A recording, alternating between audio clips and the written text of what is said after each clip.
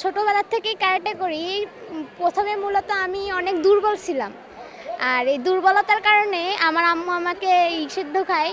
প্রথম দিকে আমি অত ইন্টারেস্ট না থাকলেও পরের থেকে এতে আমি ক্যারাটের উপর প্রেমে পড়ে যাই।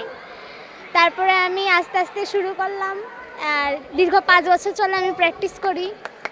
এখানে এসে আমার অনেক ভালো। আমার আব্বু হচ্ছে বাংলাদেশ ন্যাশনাল কারাতে টিমের প্লেয়ার, এখন অবসরে গেছে। এখন আমি হচ্ছে মানে কারাতে খেলি, জিমন্যাস্টিক্স, মানে স্কেটিং, এগুলো বিভিন্ন ধরনের খেলা খেলি।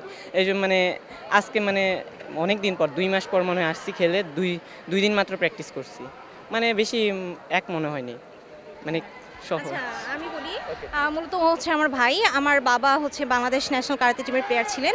তো মূলত ওনার কাছ থেকেই আর কি মানে উৎসাহটা পাওয়া। তো উনি প্রথমে আমাকে, তারপরে ওকে। আমি খেলেছিলাম 2021 সালে নবম বঙ্গবন্ধু বাংলাদেশ গেমসে। তখন আমার বাবা গোল্ড পেয়েছিলেন, আমি তার সাথে ব্রঞ্জ মেডেল পেয়েছিলাম। আর 4 বছর অবশ্য আমার আর কোনো মানে খেলার দিকে থাকা হয়নি পড়াশোনার কারণে। তো আজকে অনেক দিন পর ও খেলছে। ও এর আগেও ইভেন্ট করেছে, এখন মানে মোটামুটি ও খেলছে আর কি। কারাতে শিখছি আমি।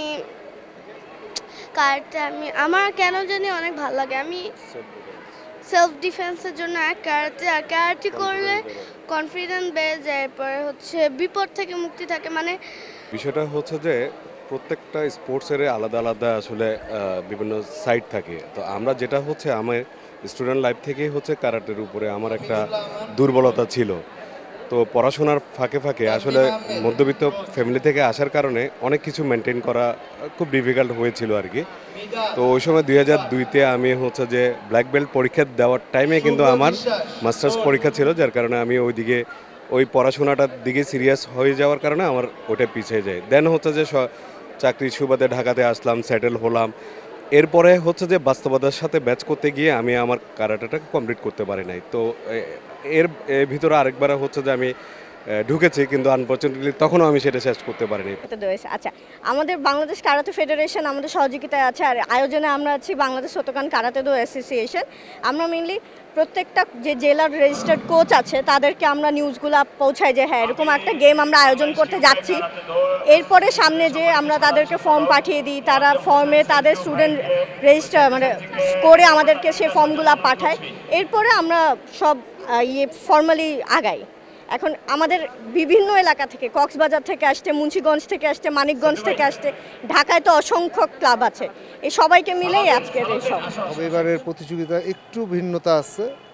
এবার আমরা 5ই জুলাই গণ অভ্যুত্থান দিবস উপলক্ষে সেই সাথে এটাকে আমরা তার সাথে উৎসর্গ করে এই গেমটা করেছি। যেহেতু এখন আগস্ট, আমাদের পার্টিসিপেন্ট ছিল এবার প্রায় 600-র মতো, ছোট বড়।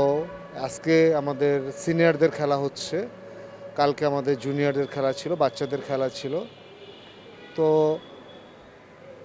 খেলা আরও বড় পরিসরে করতে পারলে ভালো হতো, কারণ আমরা যখন বাইরে যাই দেখি সেখানে এক একটা গেমে 7,000 8,000 প্লেয়ার খেলে।